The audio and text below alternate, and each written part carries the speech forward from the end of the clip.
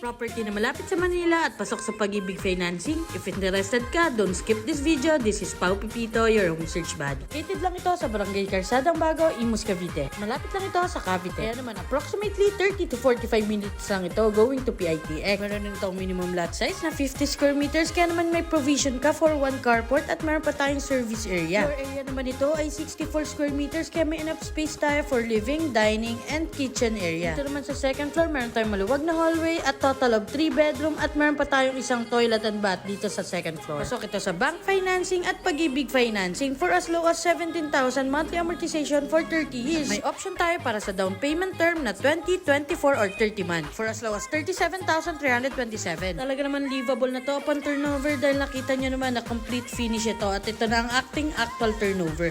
Guys, ang maganda dito is meron pa tayong pa-balcony at isa pa sa gusto ko, meron itong modern na design. Kaya naman kung interested ka